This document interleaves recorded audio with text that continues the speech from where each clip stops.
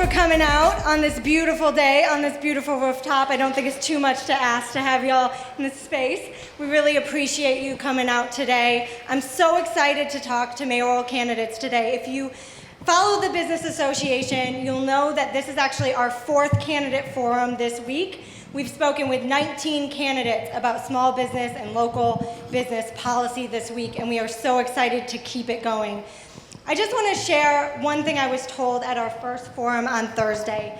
One of the candidates let me know that they spoke with no less than 20 small business owners just to prepare for the event. I share that because that's what this is about. It's not just about hearing from our candidates on what they're going to do for us in office. It's really about encouraging them to talk to our small business owners, our entrepreneurs, and everyone who wants to do business in Atlanta. I want to take a moment to thank our presenting sponsor, MailChimp, for making this happen. Thank you so much. As well as our generous sponsors, Amherst Bank, Butter.ATL, One Source Graphics, and of course, Ponce City Market for hosting us in this gorgeous rooftop. So thank you guys so much. Thanks to those sponsors for really making these 4 events possible. The questions we're asking tonight were informed by over 70 questions submitted by small business owners and entrepreneurs throughout the city of Atlanta. Thank you so much if you made a suggested question, and thank you to the business associations who shared our survey and information with businesses throughout the entire city. This isn't policy that just affects the Old Fourth Ward, it really affects the entire city. So thank you so much for that. Without further ado, I'd like to introduce our amazing moderators. Today we're joined by longtime Atlantan and Butter.ATL editor-in-chief Mike Jordan, all the way on the other side here. It's all right to make mixtape horn sounds like burr, burr, burr, burr. And housing reporter for Atlanta Civic Circle and freelance journalist for New York Times, Atlanta Magazine, and many other publications, Sean Keenan. These two have been absolutely amazing moderators for the last 3 days, and I know it's a lot to ask for 4 events in a row. So please join me in thanking them and welcoming them to this event, and I will let y'all kick it off. Thank you so much. Thank you, Emma. And thank you, everyone who showed up today, and I really want to emphasize my appreciation for those who are present today. You may count 5 chairs on the stage and only 4 people. You're not just bad at math. One of our mayoral candidates is in California today, and we wish he was here with us today, but he can't be. He's with Jamie Foxx, though, right? He is with Jamie Foxx, who is infinitely more attractive and wealthy than I am. That said, I think this is going to be a great forum. We're glad everybody came out. Thank you so much. Mike, if you have anything to say, go ahead. I make one request at these. First of all, it's awesome to see everybody here. The weather held up for us. What venue could you ask for that would be better for something like this? So it's great. Thank you, everybody. But one thing I would like to ask early of candidates is, in all kind of forums, there tends to be a tendency to use, I always say, initialisms, but also acronyms. So whenever you use one of those, make sure to please, in anything that could seem like something that the most average and most humble of us might not understand, just spell that out and clarify it and make sure. Besides that, over-tip the bartenders. I like to say that. I used to be a great bartender at Houlihan's in East Cobb, so come by for some stale wine anytime you get a chance. Now, gonna get started. Hold on. No. I just want to run us through our rules real quick so that everybody's clear on how this is going. We're going to ask a handful of questions. The candidates will have 90 seconds to answer them. If for any reason there's need for a rebuttal, meaning if somebody names someone, then that person will have 30 seconds to respond. I would like to direct all the candidates to our beautiful moderator, Johnny Martinez. Beautiful timekeeper, Johnny Martinez. Watch out for him. He's a menace, a danger to society. If you go over your time, I don't want to find out what could happen. He will alert you with a very mild ding if you go over your time. And if you keep going, God help us. The dings get harder after that. The dings get harder. Yeah. Can we get some grace on that, please? All right, with that, I'll send it to Mike. We're going to go right into it. Oh, no, wait. No, we're not. Intros. One more time. Intros from the candidates. Sorry, we're pretty burnt out. We've done this the last 3 days. Let's start with Antonio here. For a quick 30 seconds, tell us who you are and why you're running. Sure. My name is Antonio Brown. I'm a small business owner and an entrepreneur. I'm also an Atlanta City Councilman. I represent District 3. I relocated to Atlanta to launch a successful men's fashion brand into Bloomingdale's and Nordstrom's nationwide. It's an organization that I built from the ground up.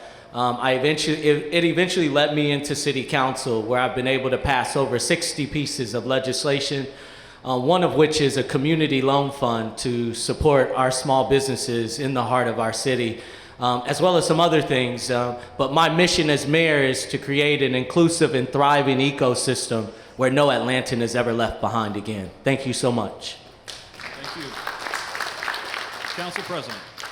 Hello, my name is Felicia Moore. I'm currently the president of Atlanta City Council and our candidate for mayor of Atlanta. I'm running because, as you all know, Atlanta has a lot of issues that need to be resolved, and I am day one ready to take those issues on. First, making sure that every neighborhood in our city, across our city, are safer. Secondly, making sure that we get the city services that we pay for and that we deserve, and that's going to take focused attention. And I uniquely have a relationship with the employees who do the work so that we can get that job done.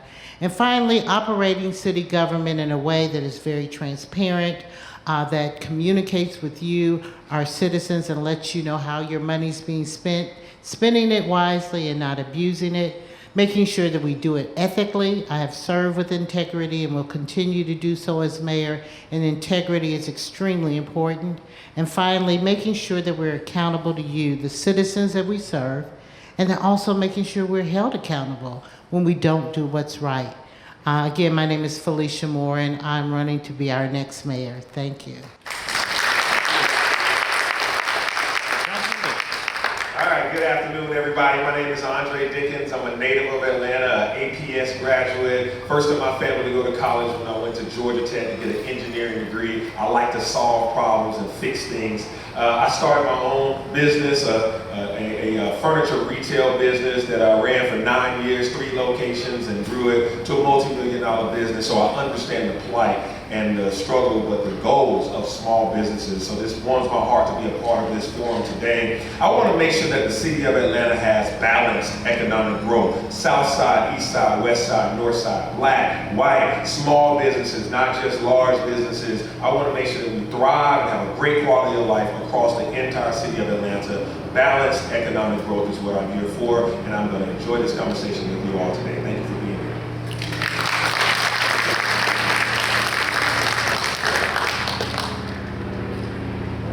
I'm Sharon Gay, and I'm delighted to be here today. I'm, like many of you probably, came from somewhere else.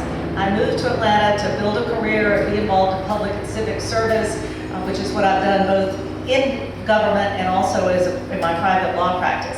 I'm the only person here who's not a politician, who's never run for office. I'm an outsider who sort of knows my way around the inside. I have worked in and with city government for years. I know a lot about how it works.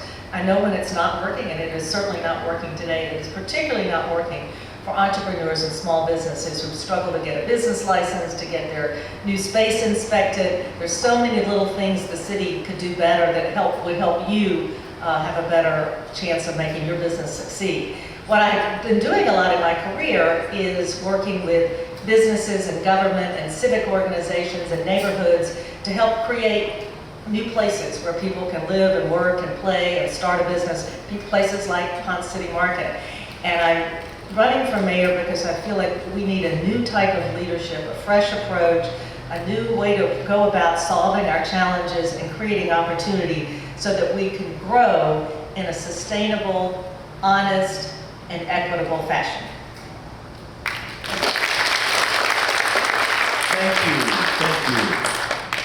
All right, so we're going to go back to starting off with the question which came from, and again, these questions came from the community of small business owners in the Old Fourth Ward and surely beyond, but we're focused on that, and I'm sure that we all know that one of the small businesses in Atlanta is MailChimp. Presenting sponsor MailChimp, they did submit a pretty good question, so we're going to ask it. MailChimp has heard from its customers in Atlanta with smaller businesses that they could use support with access to improved technology and business mentorship. What role do you think the city should play in providing accessible mentorship and technical assistance programs? And how would you improve upon what is currently offered? Again, what role do you think the city should play in providing accessible mentorship and technical assistance programs? And how would you improve upon what is currently offered? Ms. Gay, since it ended with you, we're going to take it your way and then work our way back right. If you'd go ahead. Thank you. We have 90 seconds, right? Okay, thank you. This is an important question. COVID, of course, has created additional challenges for all of us, but particularly for small businesses. And I appreciate what the council did to use some of the CARES Act to provide some relief for small business. I think we can take that a lot farther. One, by partnering with larger businesses. There are other cities, Tampa is an example, which really built an effective public-private partnership to bring a lot more resources to bear to help train small business owners, help with technology, help with management, and I think that's something the city could do a much better job of. The other thing is, the Small Business Association partners with cities, and as I understand, the City of Atlanta let its partnership agreement elapse about 6 years ago. And that's an unfortunate decision, and I would immediately reinstate that because there are really a lot of resources and opportunities the SBA can bring that we're not taking advantage of in Atlanta. The last point I would make is, even though the technology, specifically the question, some of that is about access to capital. And there are a lot of things we can do to help small businesses have better access to capital. A little plug for my colleagues at my law firm. We have helped form the National Black Bank Association, which is providing capital to black banks who are an important source of capital for small businesses. And so as you're looking to improve your technology, being able to have access to loans to buy the equipment you need and buy the technology you need would be an important component. Mr. Dickens, yes.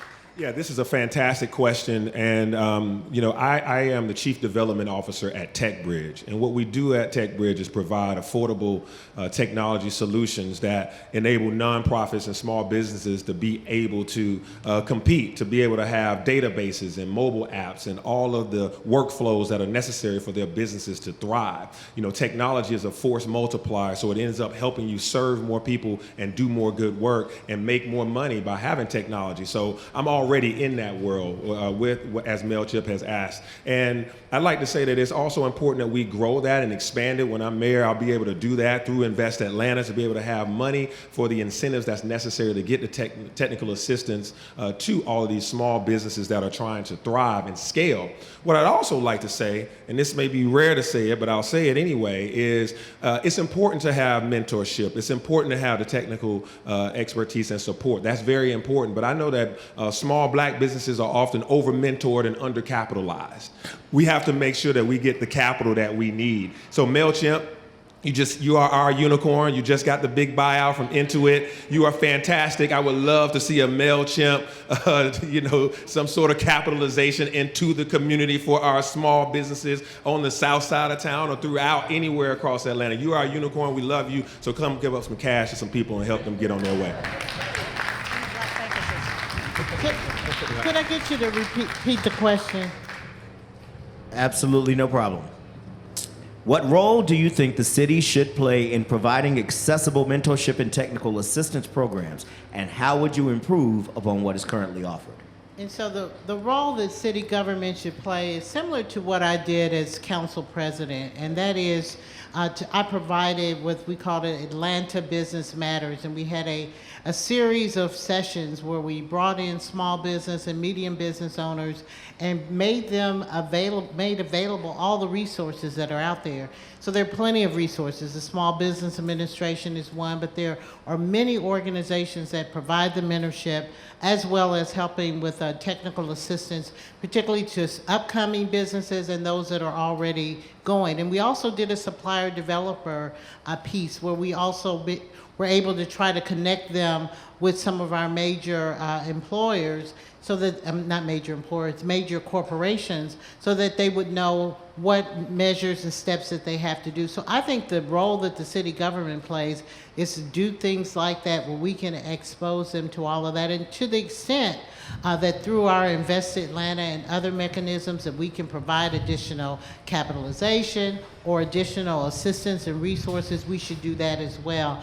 I want us to make sure that we are creating an environment that makes it very possible for people to start a business, to keep their business going, and to make their business thrive. And that means that we can't do all things, but we certainly can bring those resources to those business owners to help them so that they can thrive in our city of Atlanta.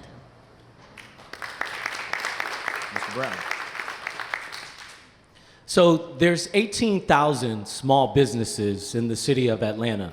And when we talk about the role of the city participating in providing access to capital to our small businesses, we have got to do a better job. The reality is that when the CARES funding came through the city of Atlanta, most startup small businesses could not participate because of the criteria that was set for Invest Atlanta that did not allow any small business that was started a year or under to be able to take advantage of the funding. I struggled as a small business owner in the city of Atlanta when I was launching my business. I did not qualify for traditional capital financing. So when I came onto council, I created the Community Loan Fund. It's a loan fund for credit disadvantaged small businesses, meaning if your debt to income ratio is high, if your utilization is high, you can borrow up to $50,000. There's a 3% fixed interest rate, and you can utilize $30,000 of the $50,000 to pay down your personal debt that you leverage to sustain your business. The reality is, if we're gonna move businesses forward in the city of Atlanta, we've gotta create grant programs for these small businesses, and we can incentivize them by, if they retain their employees, they're able to write off the loan programs within Atlanta so that they don't have to pay those funds back. One of my missions as mayor is to create a funding stream of up to $100 million in the next 4 years. And I believe that is critical to the success and sustainability of all of our small businesses in Atlanta. Thank you. Thank you. All right. Keeping in mind the roadblocks posed by the leadership at the State House, the governor's office, the GOP-controlled legislature, would you consider or attempt enforcing, further encouraging, and I want to emphasize this word, incentivizing vaccine and/or mask mandates for staff or customers at small businesses in Atlanta? Let's start with you, Councilman Brown. Well, I believe that, there are a lot of costs involved in really setting certain criteria, especially for our small businesses. I'll take my barber, for instance. He's someone that I took through one of the loan programs in Invest Atlanta. Well, he had to go back and get another loan just to be able to create the safety mechanisms that were needed to be able to provide a place for his customers to feel safe coming into every day. So I think that, yes, we should set this criteria for our small businesses in the city of Atlanta, but we should provide them the funding necessary to have the technical assistance and to be able to ensure that if they're going to make requirements of their customers, they can sustain it. Thank you. I hate to ask, but could you repeat the question? I just want to make sure I get it. Sure thing. So keep in mind the barriers presented by the State House. I mean, the governor doesn't want mask mandates. He doesn't want vaccine mandates. The GOP controls the legislature. Would you encourage or incentivize vaccine and/or mask mandates for small business customers and staff? So I believe I would encourage, and I believe that is the first step, is to encourage and educate. And if the city of Atlanta, as we are doing now, continues to be a model where we are requiring masking in our city buildings, our public facilities, then you do have some moral authority to ask others to do the same. But what we can't do is just make blanket mandates on people without having conversations with the very people that we're putting the mandates on. That certainly happened when we first wanted to mandate it on places that were other than public property. I started getting calls. Look, we didn't get any heads up. We're a small business owner. There are costs, there are other things that we have to take advantage. I think we all are going to have to be very cognizant of where we are with this virus, hopeful that we find ourselves in a better place. But right now, I think encouraging, because to say that we would incentivize means that we're going to somehow financially support it. And as you know, the city has a lot of issues before us, and so I wouldn't be able to commit that we could also help pay for the things that small businesses will have to do in that light. So I would say strongly encourage and be a model at the City of Atlanta so that they will follow our lead. Thank you. You know, I'm a scientist, I'm an engineer, so I follow the science, and then also being a small business owner. This is a very important question that you're asking as it relates to mandates. The CDC gives us great guidelines on the needs of making sure that everyone is vaccinated, but to be able to mandate it, I wouldn't take that necessary step, right, to be able to require small businesses to mandate vaccinations for their employees, but I would strongly encourage it and also model it. But also, I think there's a way to incentivize it by having mobile vaccination trucks go into areas where we know that a lot of small businesses are, to make it convenient for their staff to come out, to be able to incentivize it in that way, to make it attractive and easy for individuals to get vaccinated. Masks.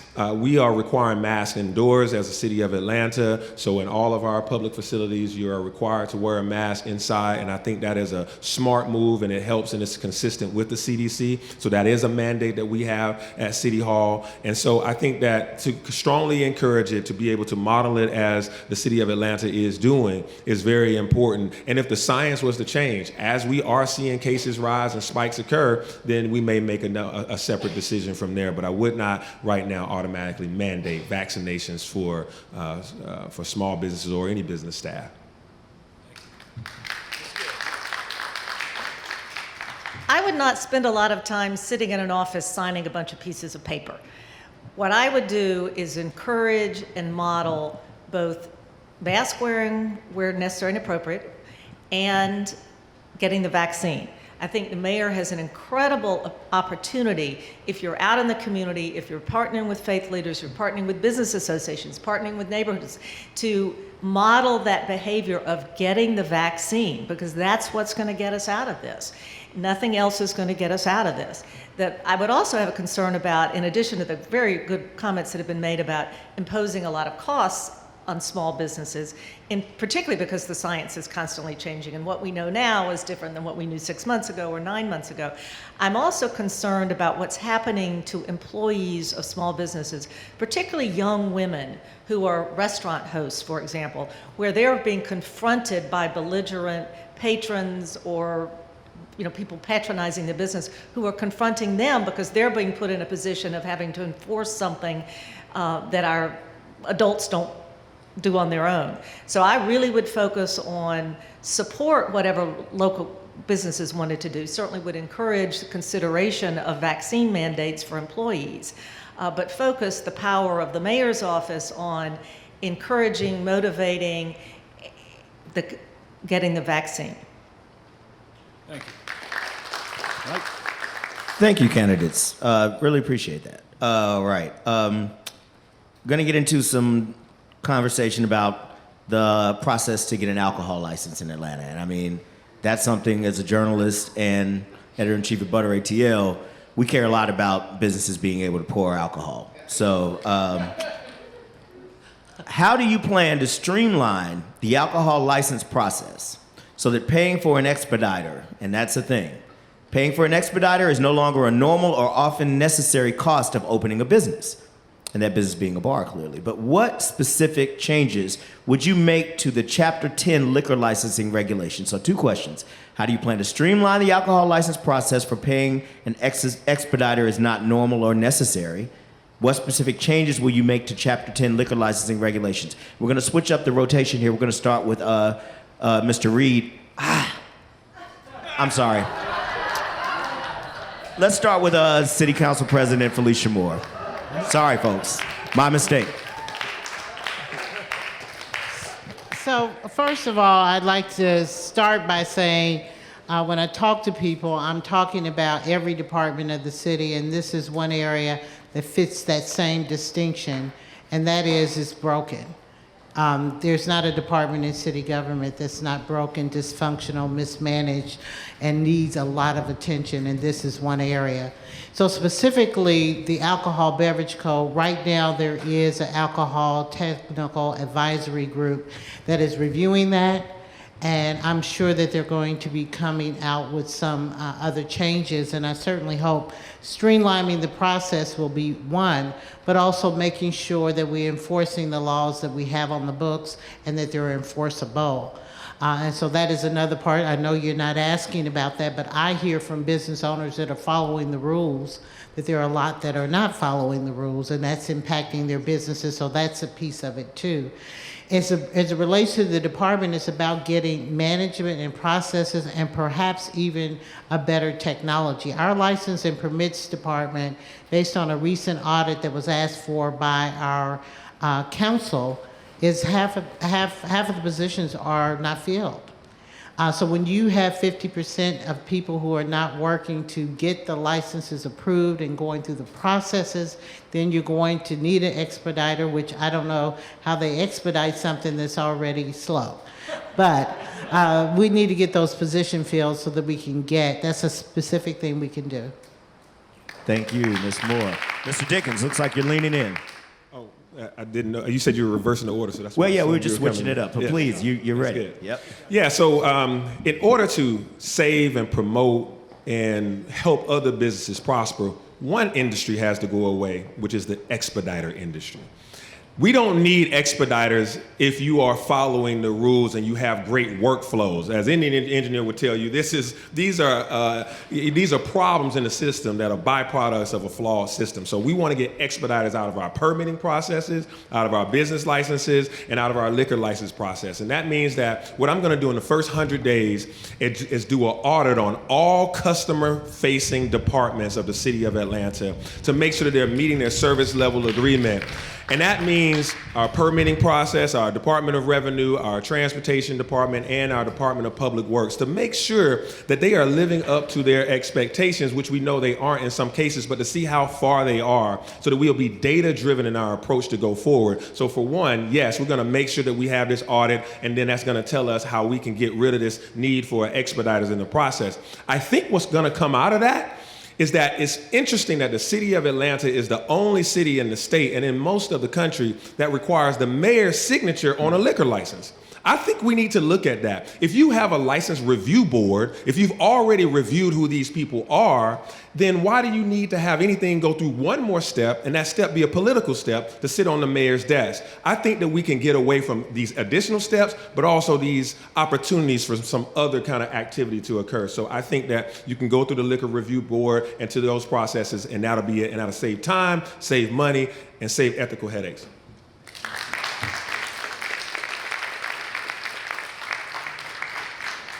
As somebody who, like you, is on the outside having to deal with this all the time, I see this all the time in my private law practice. This is a particular pet peeve of mine. It is too hard for good guys to get an alcohol license, and it's too hard to take an alcohol license from the bad guys. And we've got to fix both of those things. There are a few little tweaks we may need to make in the city code, but a lot of it is the process. And this is leadership, management, service-oriented, lean in, do the work of figuring it out and fixing it. There are too many steps that are sequential that could be done simultaneously.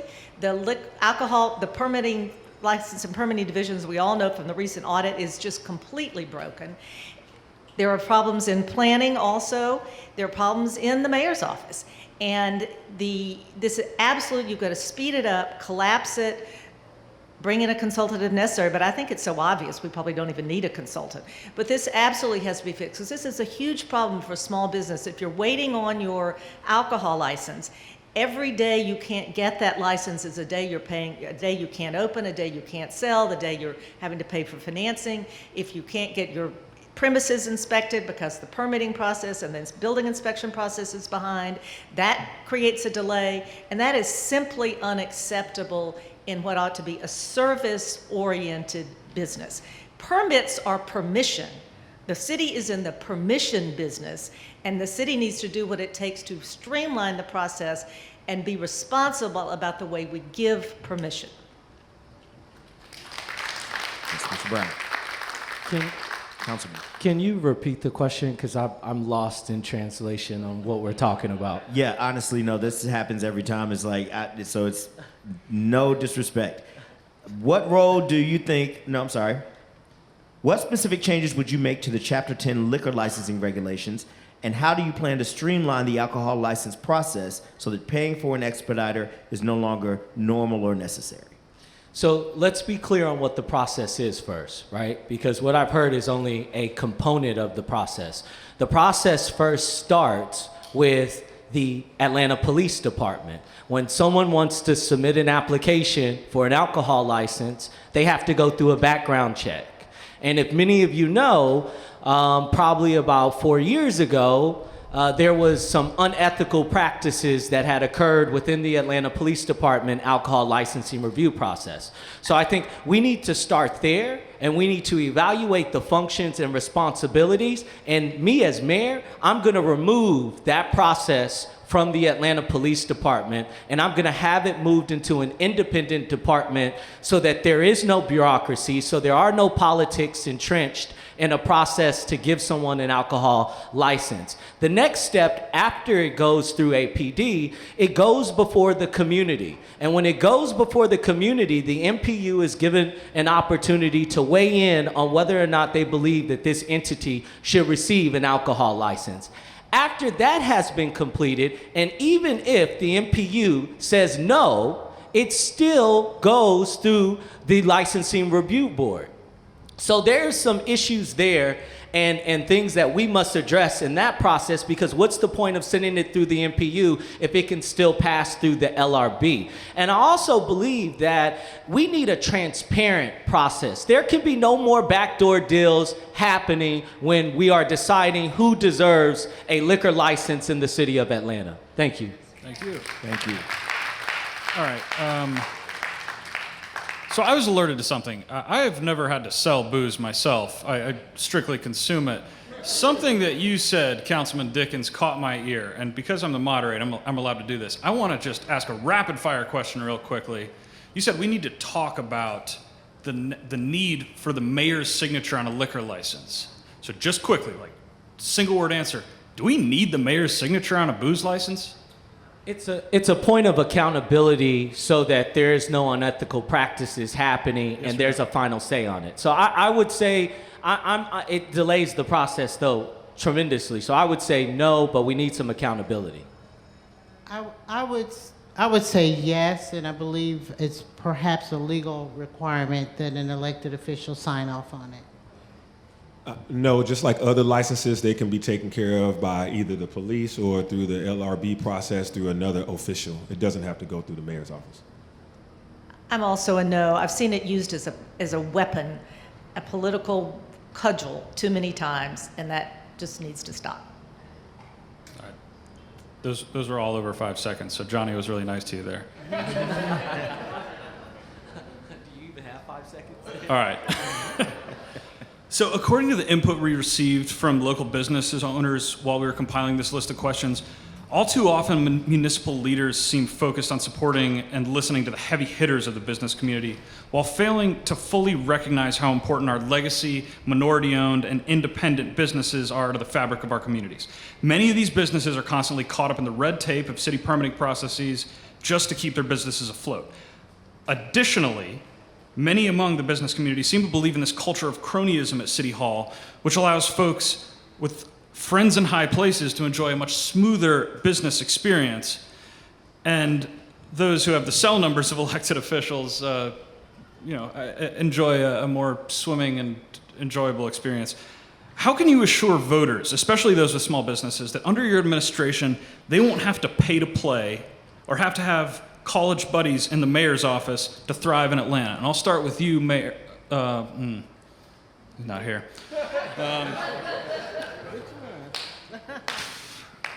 How about with you, Councilman Brown? Sure.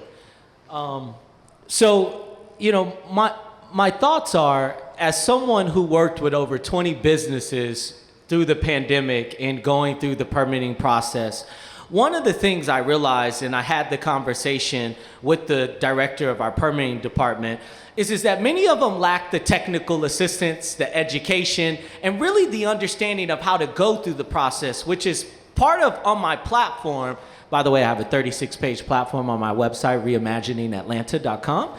But on my platform, you will see that we talk about streamlining the permitting process by creating a fund in which will provide grant money to small businesses to assist them in that area of education and technical assistance. If we as a city can close that gap, then it removes the loopholes of folks having to pay to play because people understand the process. That's why expediters get away with so much in this city, is because they understand the process. They're educated on it. They know who to speak to. And we need to provide that assistance to everyone. It shouldn't be just limited to a certain demographic of people in this city that have been a part of this process for a very long time, which is why they understand how to operate the system. So that's what I would do to help address those issues. Thank you. Well, I say yes to everything you said in your commentary question. And yes, that's been the culture of city government, unfortunately. And people know that, particularly as I'm running for this office, I think it starts there. You contribute to my campaign, it doesn't give you any more access to me, and it certainly doesn't give you any more favors to my campaign. And the same with the people who work with me on my campaign. I'm paying you for a service and the job will be rendered. It doesn't promise you a job at City Hall. And so it starts with integrity. And it starts with the leadership having that integrity and setting the tone from the top that pay to play is no longer acceptable in government. Friends and family plans are suspended and no longer in existence. Everybody should have access to their elected officials. Everybody should have access to their government. And I have been a big point of contact of access to small businesses who have had not anybody to hold their hand or who have not been able to make those big contributions to campaigns to get those favors, and helping to try to usher them through with my staff and myself and getting things done in the administration. So I believe it starts with integrity and ethics. I have passed many pieces of legislation for ethics. I have authored the Inspector General and Compliance Officer of the city to hold people accountable to following law and not continuing this unethical pay-to-play friends and family plan at City Hall.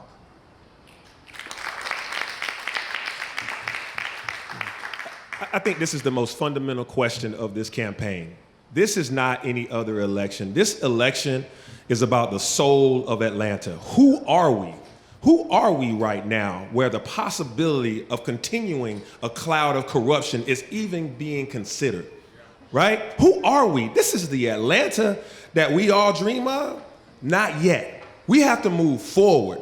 And what we are talking about right here is making sure that we don't ever go backwards to this overlying cronyism, pay-to-play, friends with benefits, and all these other kind of backroom deals and other issues that we're talking about. That's why I say this is about the soul of Atlanta. How are we going to move forward? And so what I would suggest is I'm offering up that look at how I operate. I've been operating with transparency. I literally published my taxes and asked everybody else to do the same thing. So you want a transparent, accountable, ethical government, it starts right here with what I'm offering up, and that's how we have to lead this city.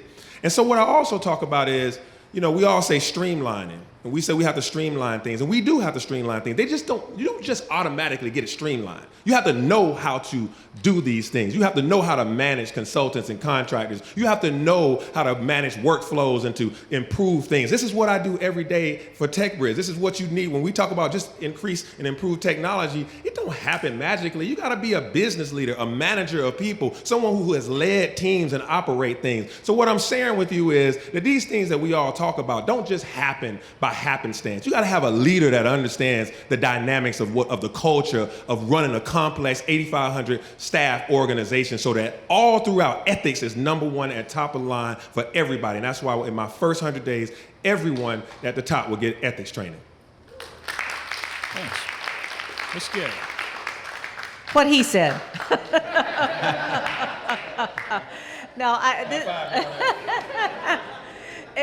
And you're right, this is a fundamentally important issue. How are we going to operate as a city? We are the biggest city and the capital city of what is now one of the most important states in the country. We need to think like it and act like it. We need to operate in a modern, 21st century, transparent, honest way. Absolutely, you start with the culture of the organization. And all of you run businesses, you know the culture of an organization is set by the character of the CEO. The mayor is the CEO of the city. The mayor is going to have to set the culture within the operations, within the executive branch of city government, to say everybody is focused on customer service, whether you're in the front of the line or the back of the line. Focus on customer service, fairness, and equity, and transparency in the way we treat people. That's the first thing. The second thing is you really do have to make the government work better. And there are bits and pieces that in every department that don't work. For example, I would turn the Office of Contract Compliance into an Office of Contract Opportunity.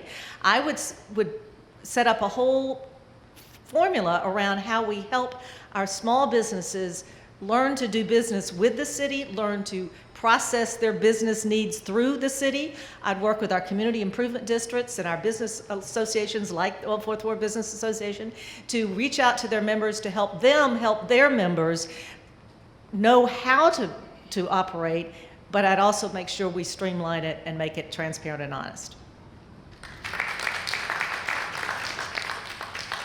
Thank you, candidates. We're going to move on to gentrification, affordability, which, not why this is on the thing for a city like Atlanta, but it's here. What policies, candidates, will you promote to ensure that entrepreneurs and local business owners are able to afford that commercial space that many of them need? Old Fourth Ward is a place where I hear it's not cheap to get a brick and mortar if you want one. So what policies will you promote to ensure that they can get these and afford these spaces, even in fast-growing neighborhoods such as the one that we're in today? I'll take a volunteer on this question if anyone feels passionate enough to, lead. I'll start. So I believe that the same thing that is happening to our legacy homeowners are happening to small businesses. So there is the gentrification that's happening where it's making it very difficult for people to find affordable spaces to do business. And so one of the things that I'm looking at that we will do or work to do for our residents that we can do for our businesses is look at the same costs that some of the residents are having and make it difficult for them to live there. And number one, of course, is property taxes. And I know business owners don't share the homeowner exemption, but there may be a way to tie it to small businesses of a certain size where we can add an additional exemption for the property taxes that you pay that can help keep that down. The other thing is the people don't think about is the burden on utilities. And how do we work with some of our major power companies as well, particularly with our water and sewer rates, which are the highest probably in the country, to see how we can buy down some of that utility burden for our businesses. And then, of course, with whatever programs we can do through Invest Atlanta to help you with operational costs, et cetera, that you could perhaps use towards the rental costs for the commercial spaces that you have. So I think there's similar tools that you will use for homeowners that you would also use for small businesses, and I'm glad that you brought that out because I think people don't recognize the high cost of rental for commercial space. Thank you. Thank you, Ms. Moore. Mr. Dickens. How many of you have ever heard of a personal guarantee? All you business owners out there know that word there, that personal guarantee. When you want to get a rent, when you want to rent a place, they give you a lease term for 5 years. They want you to put up a personal guarantee a lot of times. And that personal guarantee guarantees that, hey, if your rent is $5,000 a month, 12 months a year, $60,000, you're signing up to personally guarantee that you're gonna pay this landlord for those 3 to 5 years.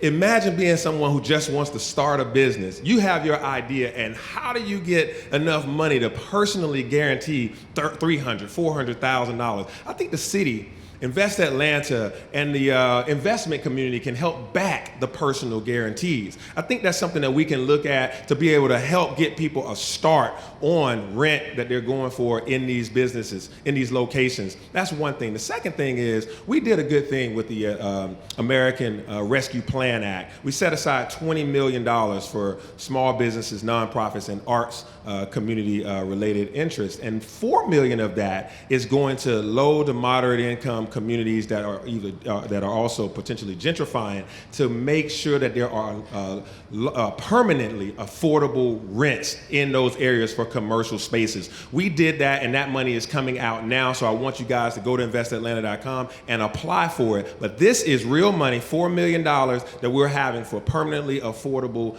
commercial spaces. So we had the wherewithal to think through that, and when I'm mayor, we'll continue to advance those even beyond this COVID timeline that we have with the American Rescue Plan Act.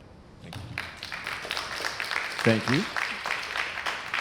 You know, affordability is sort of the flip side of growth and prosperity. We want our city to grow. We want to be an exciting place where people want to come here and make their livelihoods and raise their families. But it also creates price pressures, particularly in areas of the town like this, where the city has made a huge investment in public infrastructure like the Beltline. So I think there are a couple of things. One is we need to be very thoughtful and intentional about using the incentive resources the city has, primarily the tax allocation districts. We have some other resources, to be thoughtful about perhaps helping startup businesses defray some rent for the first few months, sort of similar to the way we do with down payment assistance for people of limited income who want to buy their first home. So I think we ought to look carefully at some sort of particularly front-end rental subsidy or buy down early on, particularly as people get their businesses started. But the other thing we need to do, there are whole lots of areas in the city where we don't see a lot of investment. And what we need to do is have the policies in place to make all of the city an attractive place to invest. Put in the public infrastructure, put in the resources, so that the parts of the city that are not seeing a lot of investment will see it. And then you have a lot more choices and opportunities of places to start your business, and there'll be less pressure on rents. It's, remember, supply and demand from college. When we have a greater supply of commercial space around the city, particularly near our MARTA stations and in our major thoroughfares, then the rent pressure will be lessened. Brian, yes. So, you know, I think the city's done an absolute terrible job when it comes to supporting and lifting up small businesses. During the pandemic, we had the CARES Act funding, in which startup small businesses couldn't even qualify for, and many of them have since closed their doors and are no longer operating in the city of Atlanta. The other thing is, we talk a lot about the gentrification of our commercial and small businesses here in Atlanta that are rooted in the city.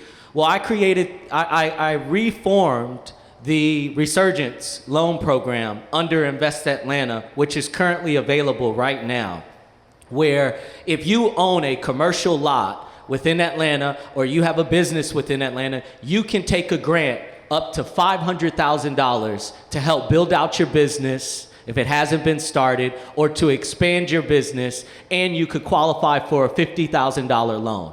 That's actionable work that's actually going to shift the paradigm of our small businesses in the city of Atlanta, and not just talk about what we're going to do. This is a program that is readily available, in which small business owners in Atlanta can take advantage of. The other thing that I think is important, we talk about we don't want these small businesses to leave Atlanta. Well, then we need to start requiring that developers in the city of Atlanta allow 30% of their commercial spaces to be affordable and not standard market rents for our small business. That's how you truly lift up small businesses in Atlanta, and not just talk about what you're gonna do. Your actions become a reflection of what you're gonna do. Thank you so much.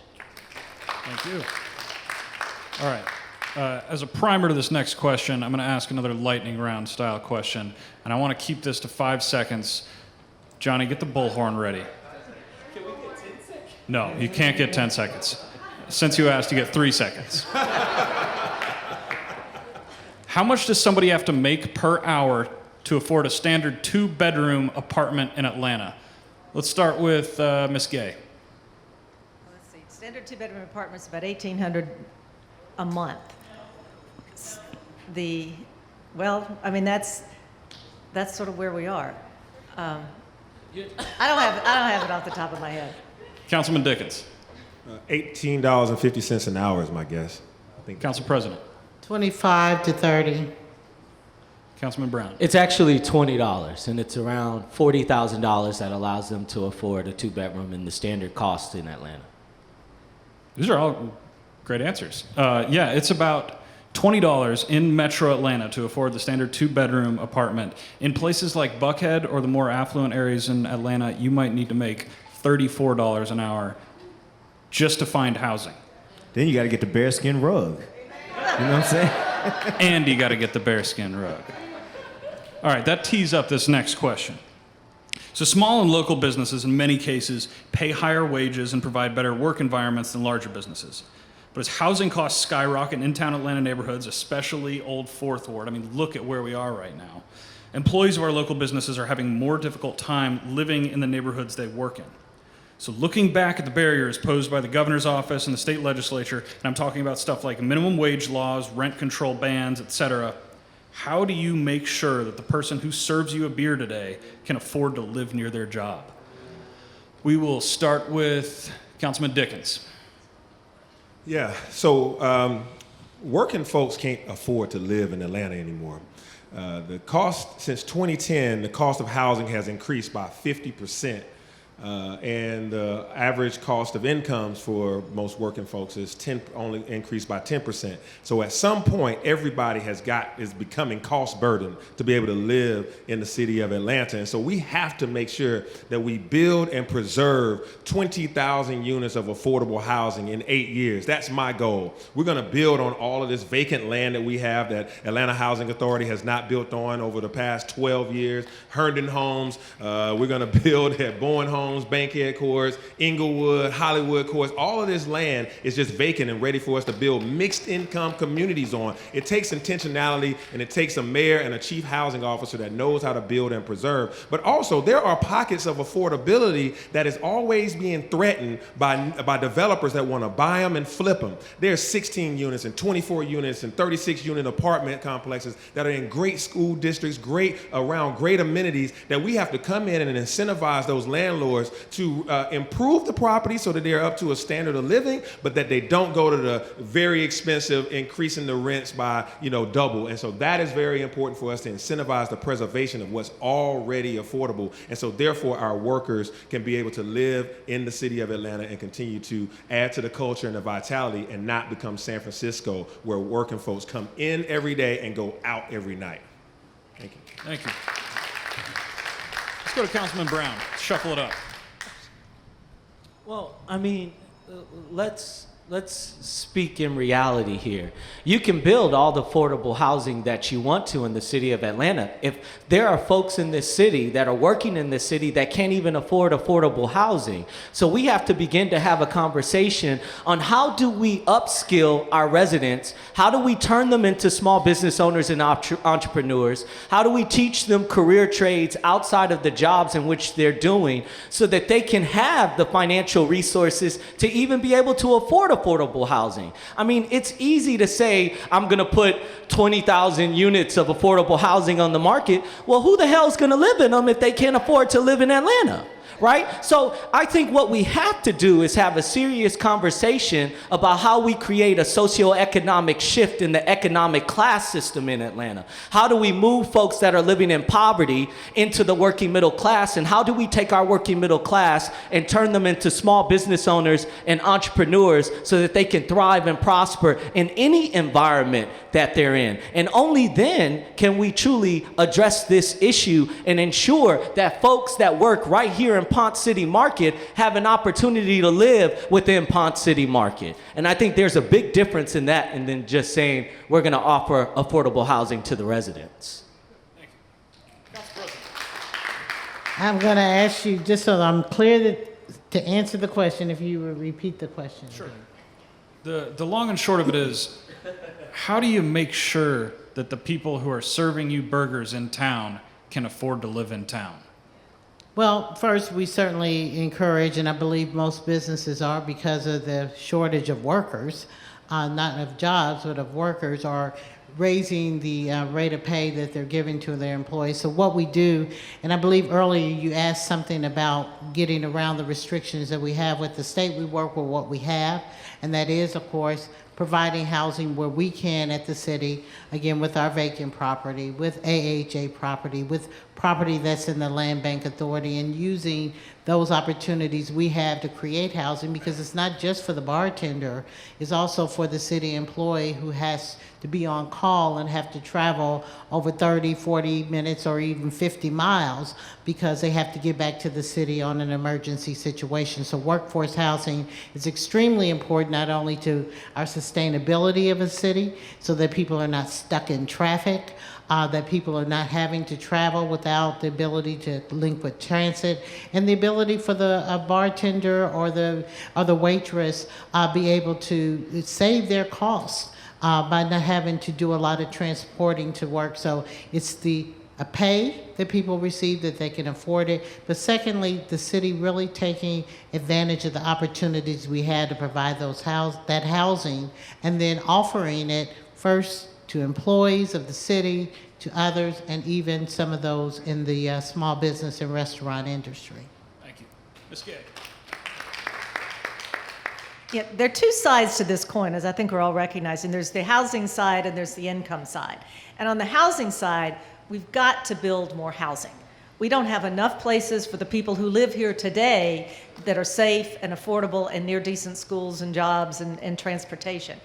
We need to keep building for them, and we need to keep building for the people who are coming. And we really need to build at all price points. There have been some really interesting studies that have showed that, particularly in Buckhead, people who could afford a lot more snap up the available units, and then the people who have less income don't get those units because wealthier people have gotten them.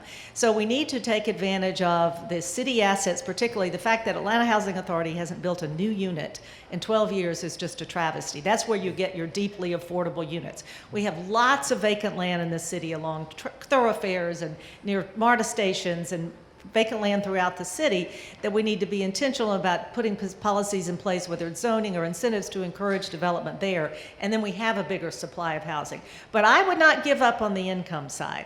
I mean, I've gotten a lot of bills passed at the legislature when Democrats were in charge and when Republicans were in charge. I think it is important for the capital city, and I would partner with our other cities around the state to keep pushing on the income side, to keep pushing on increasing the minimum wage, keep pushing on the flexibility of local governments to have a higher minimum wage within their jurisdictions. And then we've got to have a city economic development plan that puts in place, ties our city policies to things that actually create new businesses and jobs at higher wages. Thank you.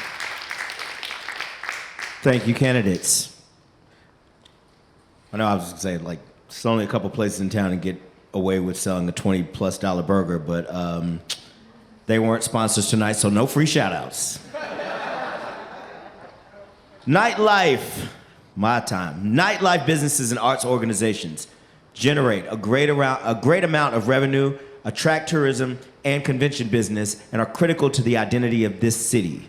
That's an absolute fact. Unfortunately, there are only two departments, APD and Fire, who are available to support these businesses during their peak hours. What steps will you take? What steps will you take to provide more resources and support the nightlife economy and ensure that these businesses are seen and treated as an asset rather than a liability? And I can shorten that question if you want. What will you do to make sure that the nightlife folks are not seen as the bad guys, but the good guys? And matter of fact, let's say ladies, because men are trash. Except me. All right.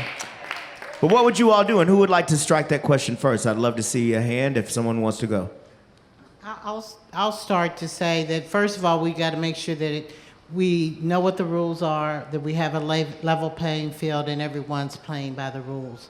Many of those that are good operators are the ones who are also being impacted, those that are not good operators, and those who don't even have licenses at all, that are operating with impunity. So the resource we can bring is first making sure there's a level playing field. You need a license, you need to follow the rules, and if everyone's following the rules, they'll support it.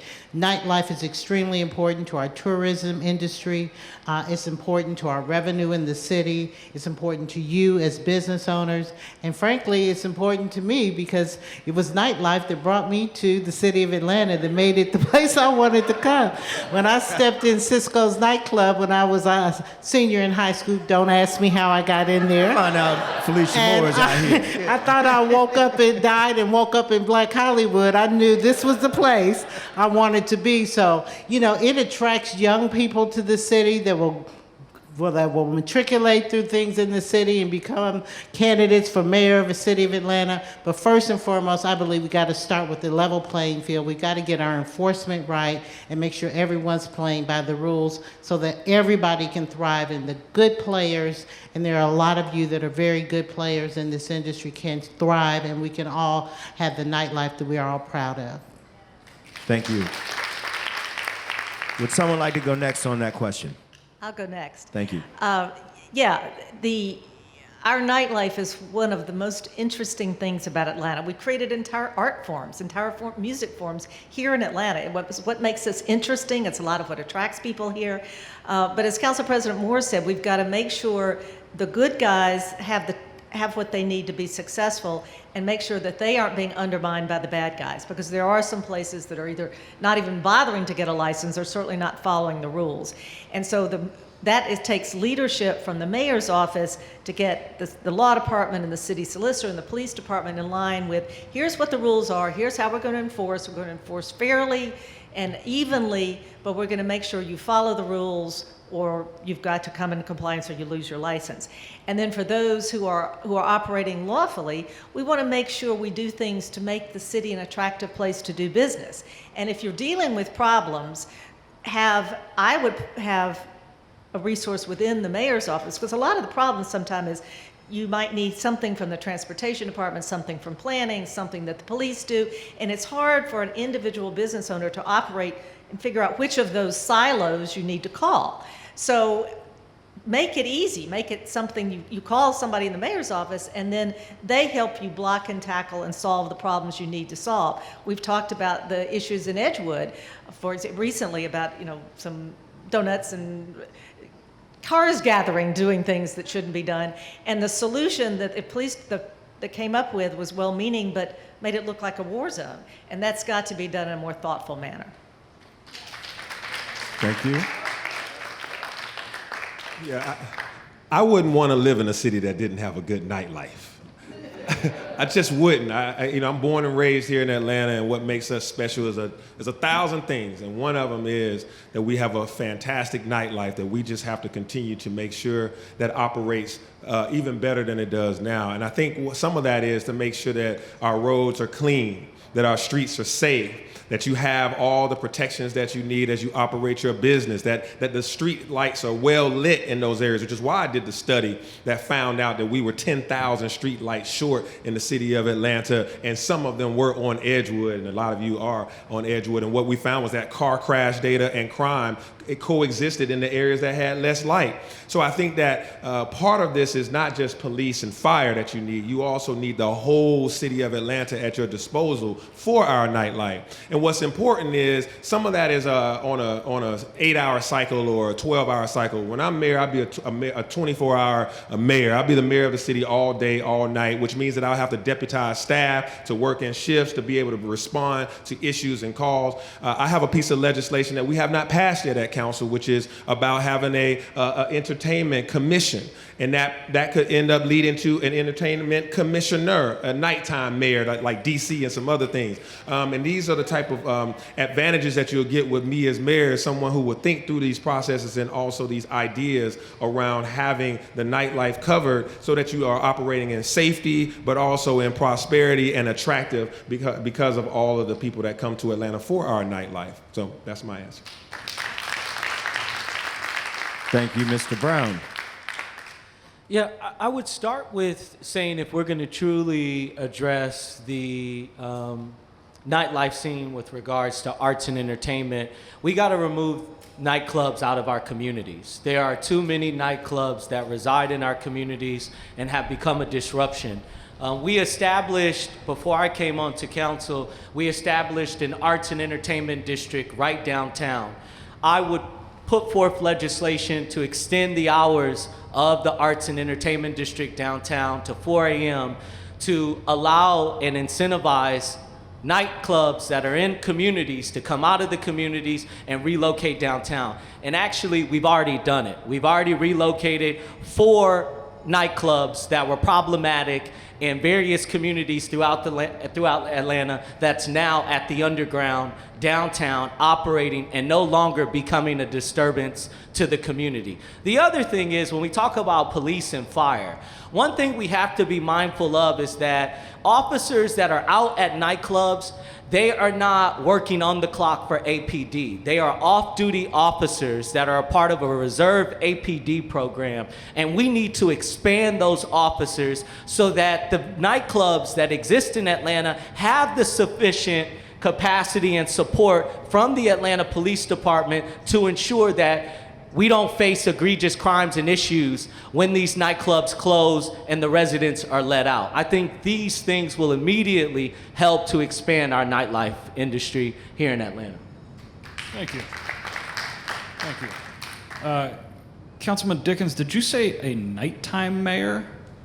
I said we will consider a nighttime mayor. Ain't no mayors trying to have 2 mayors. You know what I mean? Like, I said that it is an entertainment commissioner, kind of like a nighttime mayor, but don't give me that just yet. And y'all run wild. I would like to prematurely endorse the budding candidacy of Mike Jordan for nighttime mayor. Mike Jordan for nighttime mayor. hey, I'm gonna take from Mr. Dickens. How can Atlanta be lit without lights? That's my campaign slogan. That's it.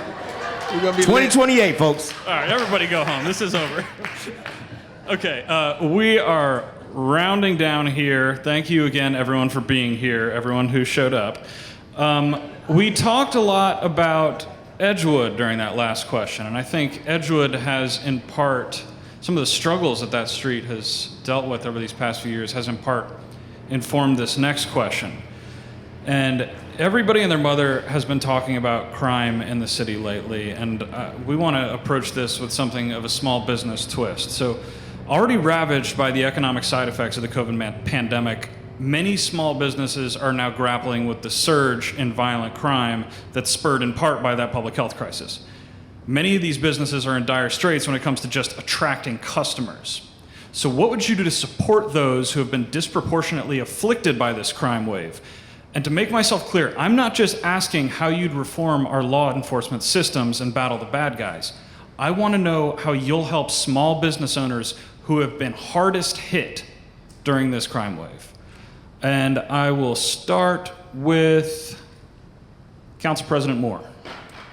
So one thing I think we can do, and I know that some of it was done, particularly in light of some of the protests we had where we had ability and resources where businesses could go to help sort of stabilize their business and that kind of thing. And I know I've heard from some business owners in that area that they've had their windows broken and people have broken in. So we can certainly look through Invest Atlanta, some sort of emergency funding, either no interest loan or a grant of a certain size that can help you when you have those situations, because that impacts your bottom line immediately. But we also have to look at coming up and sitting down and talking, particularly in that area, because I hear a variety of different things. Some of the business owners want the street closed off. Other people who live there say, I can't get home. I don't have access to my residence because of what's going on. We really need to be very thoughtful and plan on how we're going to address the issues that are there. We also have a large number of people that are unsheltered in that area. You know, how do we support them? How do we make sure that they have places to go other than on the doorstep of businesses? So I believe that issue is so complicated that it's one that needs to be discussed in a full vetting of all of the people and all of the parties and stakeholders involved in that area to come up with a balanced solution. And particularly as we need across the city, we certainly need increased police presence. Thank you. Councilman Dickens.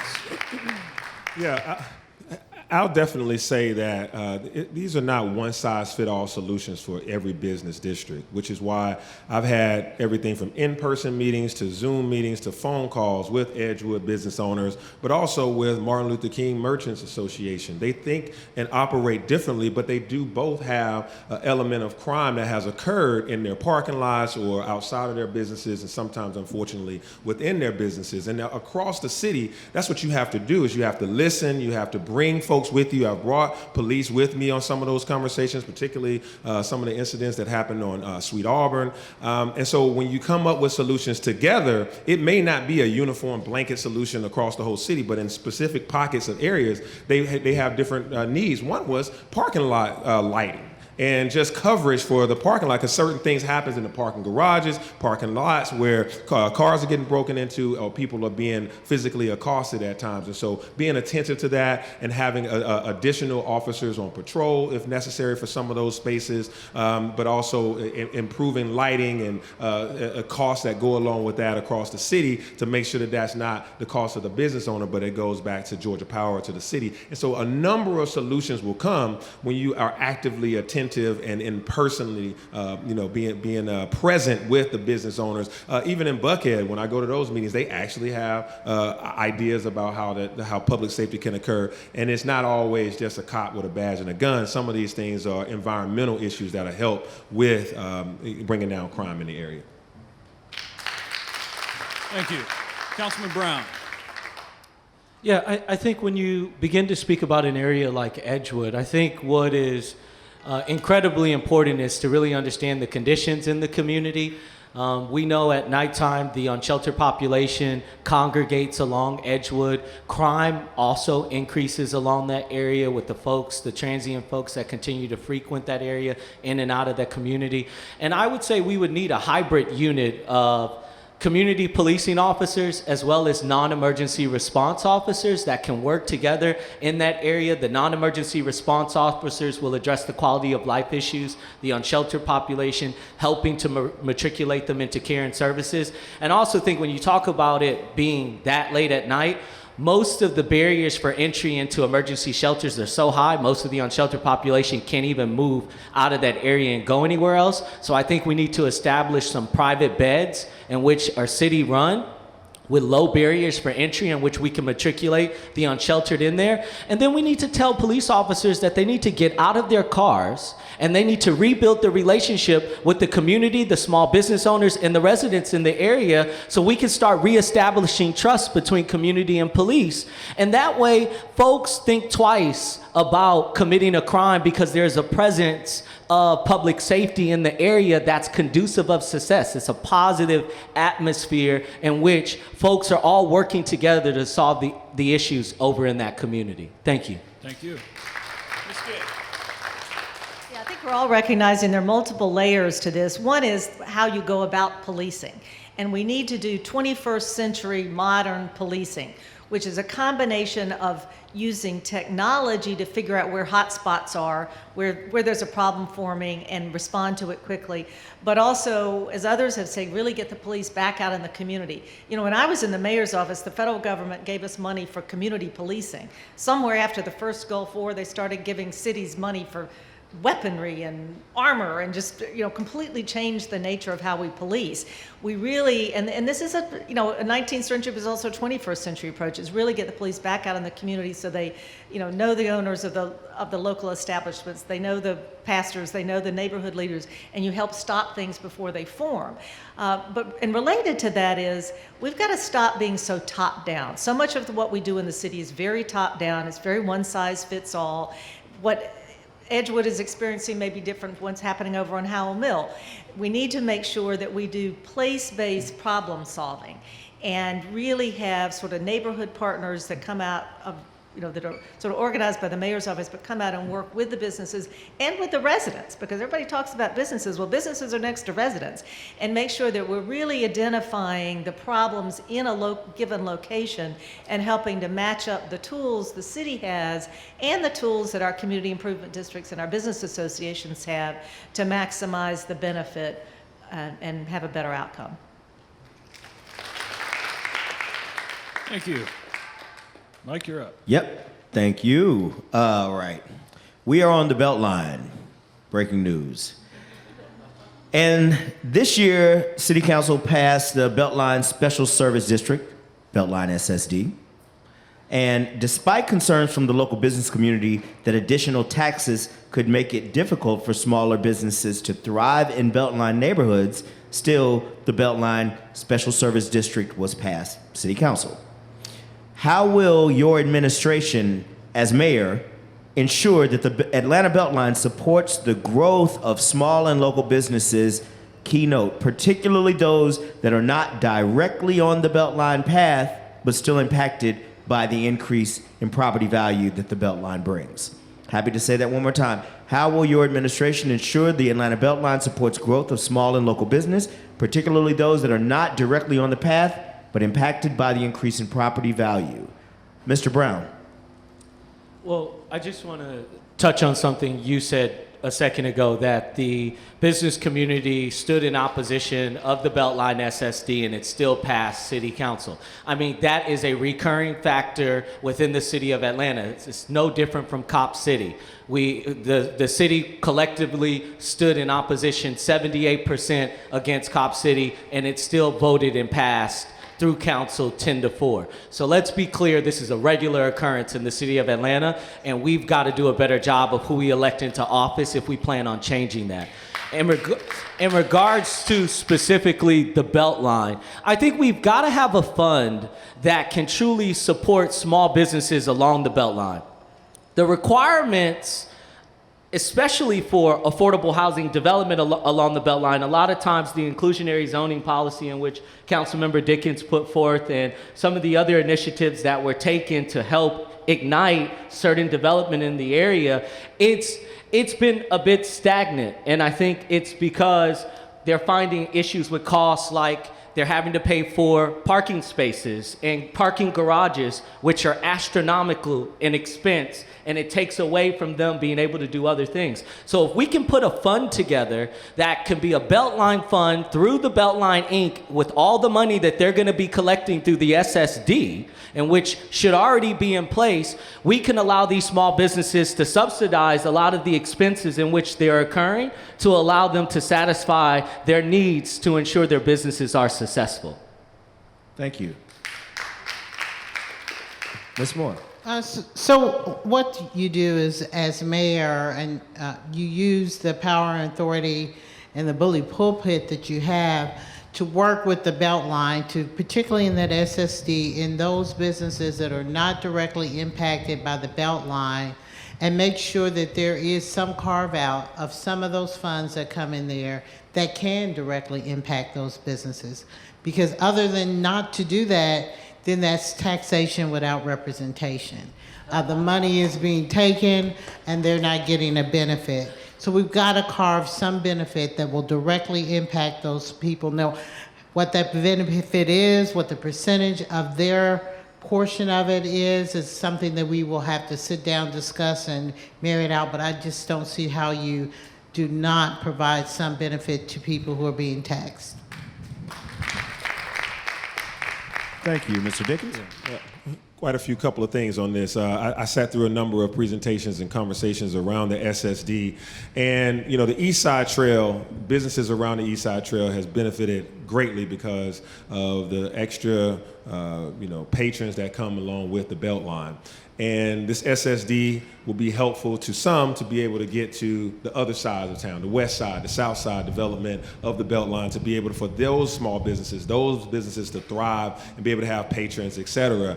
But I do think that there's a way to make sure that those businesses that are far off or steps off of the Beltline to be able to have signage, access points, and all sorts of things like that we actually talked about that we need to incentivize to be able to produce the proper signage to say these additional businesses are right here. They, a lot of people walk the Beltline and only go to the ones they can see, but to be able to show that, hey, you can get off right here and go to, Joystick or what have you. So I think that there's ways that we can help fully with that. But one specific thing related to inclusionary zoning, I authored and worked diligently to pass the nation's Southeast only inclusionary zoning policy that requires new development around the Beltline to set aside 10 or 15% of its units for workforce housing. And now I just put forth in council a policy that allows us to go now down to 30% AMI at inclusionary zoning. So right now we have under construction or built 800 units of affordable housing around the Beltline that would not have been done because I started this process in 2018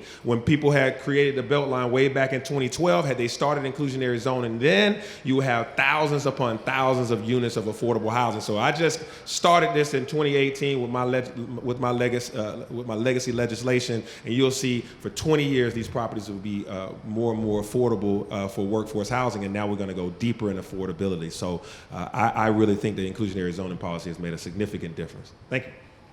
Thank you.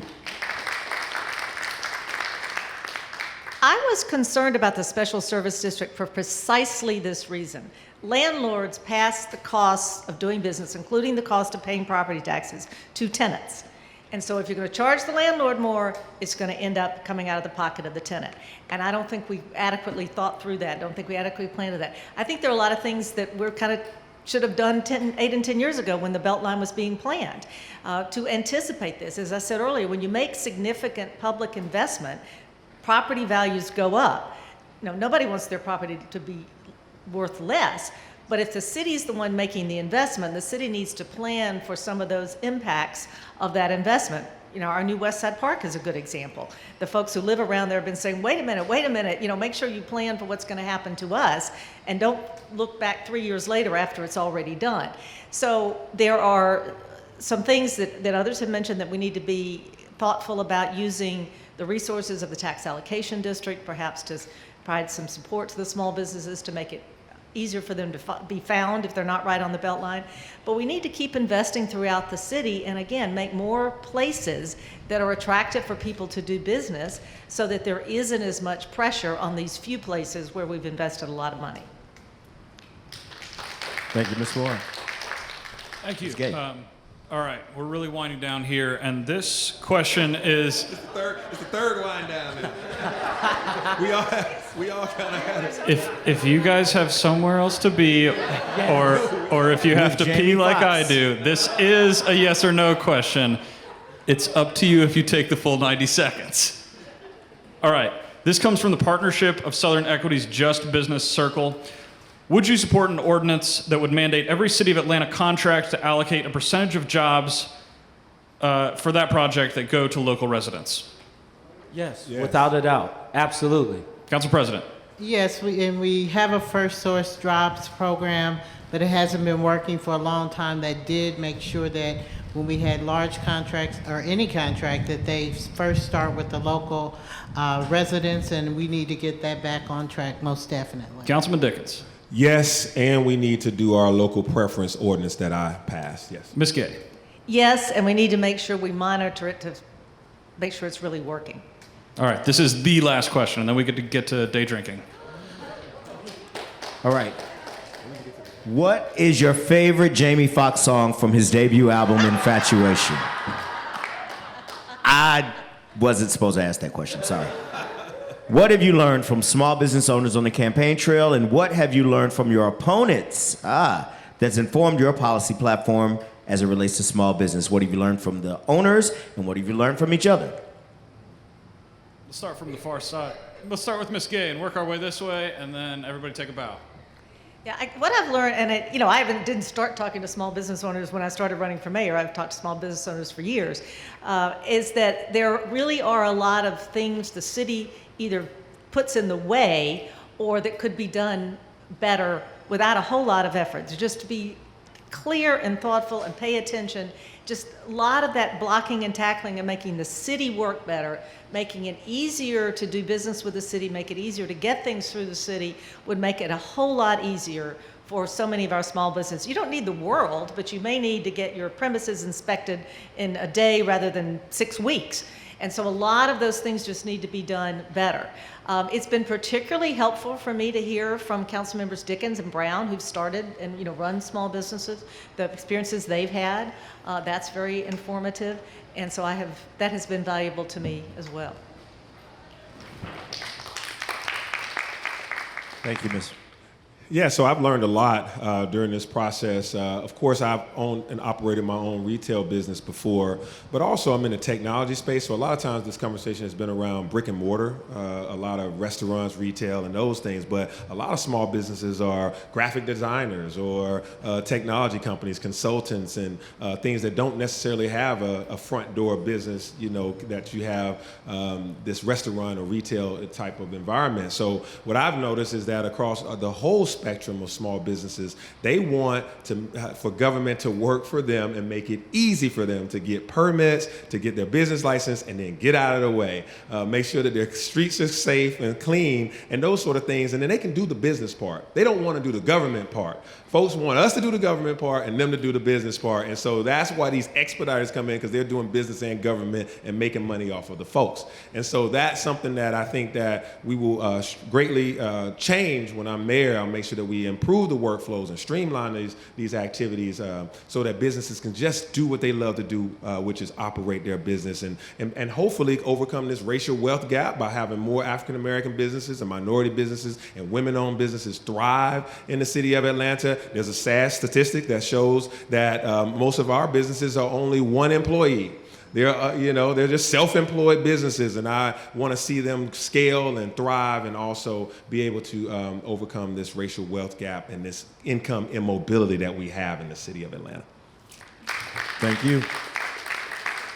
So in talking with business owners, I've recognized that many of them have asked about access to capital, definitely making sure they can get their business permit in a timely manner, making sure they can get their permits. So those are those city service things. But they're also asking for my platform. They want safety and security. They want to make sure that our city is safe for them and their patrons and their employees. They want to make sure that we are operating our services, keeping the city clean and doing the job that we're supposed to do as a city to provide those services that they need. And they also want to make sure that they're being treated fairly and that there is not, that we're being transparent about how we operate, that we're doing it ethically and we're not giving anyone any favoritism, and everyone is being dealt with it on equal playing field, and they want to be able to thrive, and they actually want to be able to reach an elected official when they have an issue and have an elected official respond to them. Thank you. Thank you, Ms. Wall. Yeah, I would say that the small business owners, again, there's 18,000 small businesses in the city of Atlanta. The city probably serves less than 1% of them and provides them assistance. So I would say that the general consensus is that the city of Atlanta is full of shit and that we need to start doing a better job of doing what we say we're gonna do and actually doing it, and not just giving folks lip service in the city of Atlanta. And I think they're pretty sick and tired of their elected officials, every year talking about what they're gonna do, and they never deliver on the things that they say they're gonna do. They wanna start seeing action put behind the things that come out of their mouth and how they can help support and lift up small businesses. Another thing is technical assistance and support.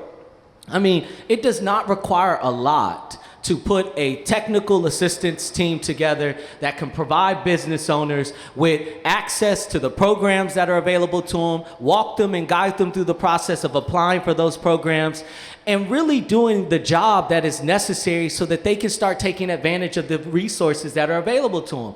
I know so many small businesses that needed money from the CARES Act. But because we were so disconnected from startup small businesses, we set criteria that completely eliminated startup small businesses from applying for funding. That's a problem, and we've got to get a grip on what's really happening in the city of Atlanta. All right. Thank you, Mr. Brown. Thank you so much. Can we get one more round of applause for all of our candidates for showing up today? They committed and they appeared. They deserve to be recognized for that. We appreciate people who keep their word and show up. At least I do. And I live in East Point, so. How about a round of applause for Emma, who is really the ringleader of this whole operation? Emma, 044 Business Association. Shout out, blah, blah, blah. All right. Statements? Closing remarks? We will have closing remarks, but should we let them go do those real quick? Was that qualified, or we got to get out of here? Let's give them 30 seconds. Go ahead, Closing 30 remarks. seconds. Let's take it right back. 30 seconds closing remarks Say if you all goodbye. would like to do that for us. Or we can just sing a Jamie Foxx song. He really is with Jamie Foxx, ladies and gentlemen, but that's not a joke. Or we could just all meet by the bar over there, and then, everybody gets to shake hands and kiss babies. Okay, I'll give closing remarks, not a problem. I would just say, the definition of insanity is doing the same thing over and over and over again, expecting something different to happen. I think that the city of Atlanta requires fresh new leadership that's innovative, that has a vision for the future of Atlanta, and I want to be that leader for the city of Atlanta. I would like to be the first LGBTQ mayor in the city of Atlanta, but also the second youngest mayor in the history of this city, so that we can really move Atlanta into the future. And I would love to have you all a part of that journey. Thank you for this opportunity today. Thank you, Mr. Brown. Councilman Moore. Yes, I'm Felicia Moore, and I want to be our next mayor. I've talked about it, and I'm really, it's really important that we operate with ethics, integrity, accountability, and transparency in government. We get our city services back on track, and they are so desperately in dysfunction. And then we also make sure that our city is safe all over our city, because it is a big threat to the brand that we call Atlanta. We have got to get that under control so that your business can thrive, and so people can live, work, and play in this wonderful city. Thank you. Thank you, Ms. Moore. Mr. Dickens.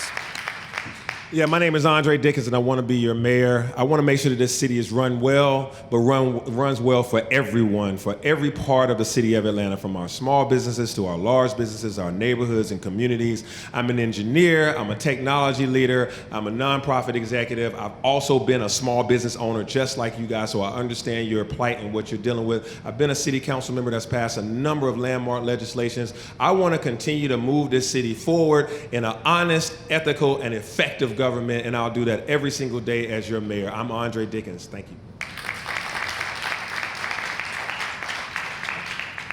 Yeah, thanks to our organizers, particularly all the work Emma did, because we got an email from her about every 30 minutes. Oh, we had to change this. Oh, we had to change that.